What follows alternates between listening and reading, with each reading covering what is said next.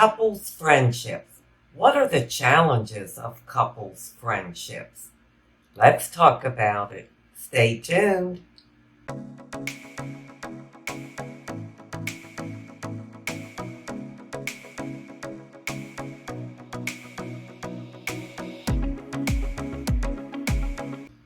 Hi, and welcome to my channel. Thank you so much for being here. I'm continuing on with my I Have No Friends series, and this is number 6. And it is about the challenges of having couples friendships. Now, some couples friendships can be rewarding, and others bring some pretty big challenges. Now, these relationships involve not just the dynamics of the individuals, but it's also relating to 4 different people. That can really present itself with some problems. These relationships involve not just the dynamics between the individuals, but also the interactions between 4 different people. Now, I realize everybody that watches my channel, you may not be with someone. You may have chosen not to get married, you may be divorced, or you could be widowed. But that doesn't mean that sometime throughout your life, you got together, you and somebody, a significant other, with another couple, and you would socialize and do things together. Things can change pretty quickly, especially if you had a close relationship between you and your spouse and someone else and their spouse, and one of the spouses die. That really changes everything, but we'll talk about that later on. Number 1, first of all, you're trying to balance the different dynamics between 4 different personalities. One of you may connect with someone from the other couple, and one of you may not connect at all. So that can be really difficult to balance, and it can create problems because one of you are always suggesting, oh, let's get together with, Jim and Sue or whoever it is. And the other one is like, oh, do we have to? I really don't want to. It could create some conflict between you and your partner in your own relationship. Number 2, jealousy and comparison. I think we find this in all the different types of friendships. But when you're in a couple's friendship situation, again, you got 4 people and personalities that you're dealing with. One of you out of the 4 may be jealous of the other couple. They may think, oh, well, they have more than I do, which I think is such a childish thought, but it does happen.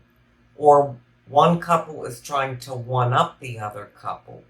Or you may go home and say, wow, they have such a nice, loving relationship. I don't feel like we are. We're not as close as they are. So then you're creating a conflict between you and your own spouse or partner. So it's a lot to navigate. And to go along with that is like group decision making. You've got 4 people involved, and everybody's different. So the other couple may want to do something that you have no interest in at all, or vice versa. So that can become very frustrating, and you just get an uncomfortable feeling when you feel like you have to do something that you really don't want to do. You're not going to have a good time. You're not going to have the right attitude. And it's just hard to have 2 couples on the same page that like to do the exact same things. Number 3, conflicts and disagreements. That's almost bound to happen when you're dealing with 4 individual people. The conflict could be over what restaurant you're going to meet at, or what activity you're going to do or whose house you're going to hang out at that night. Just a variety of different things. And where one partner might come to a resolution with the conflict, the other partner doesn't.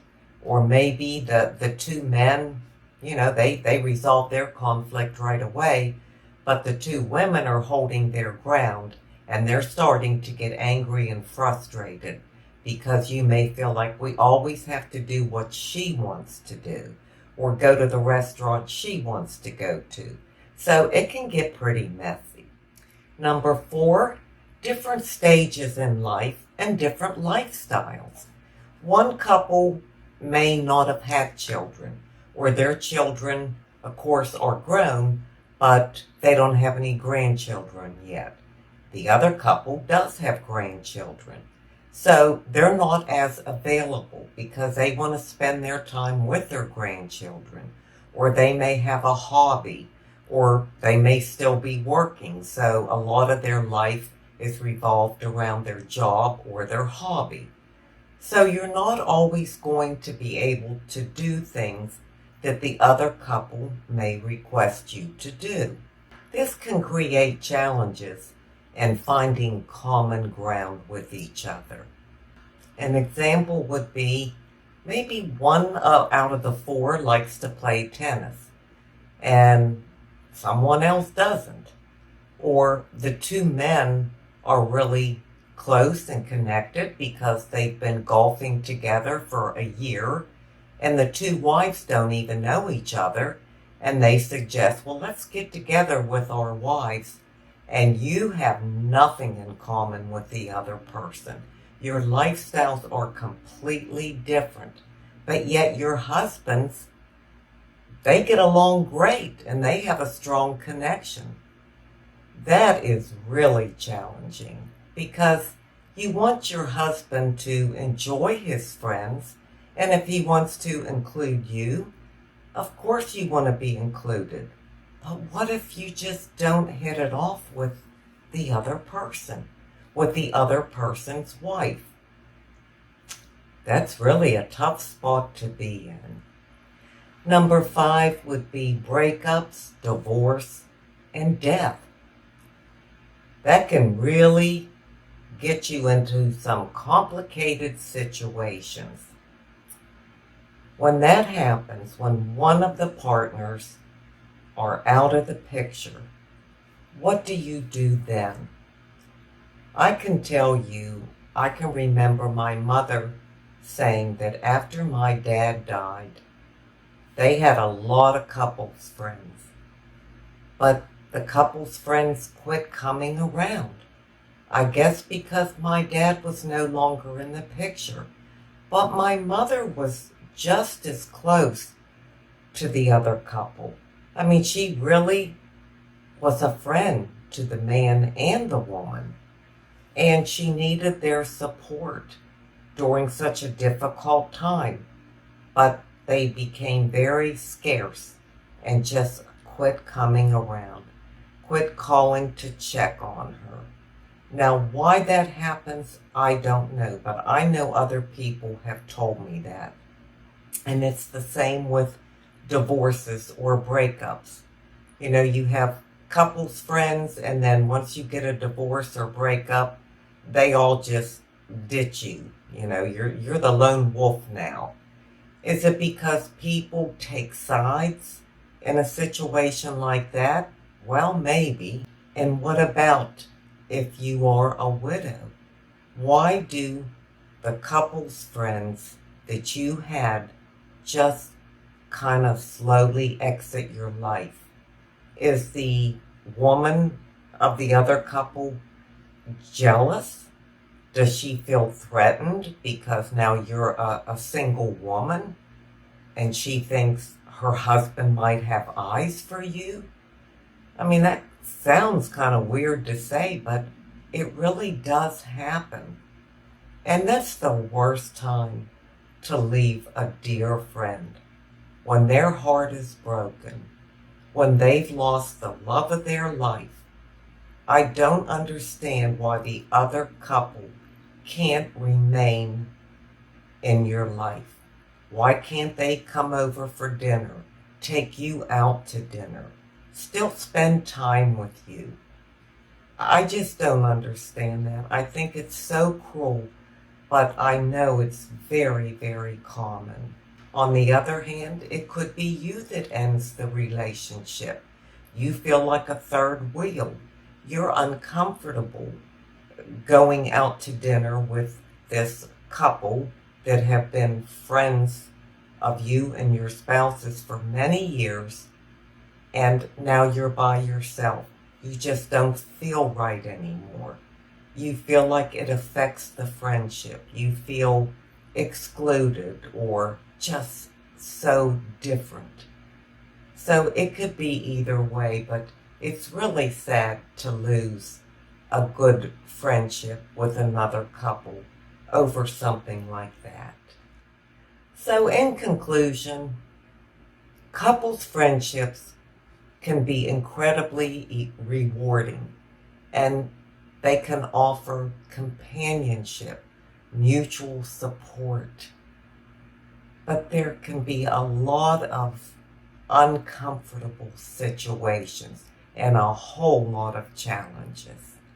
They require flexibility, respect, communications.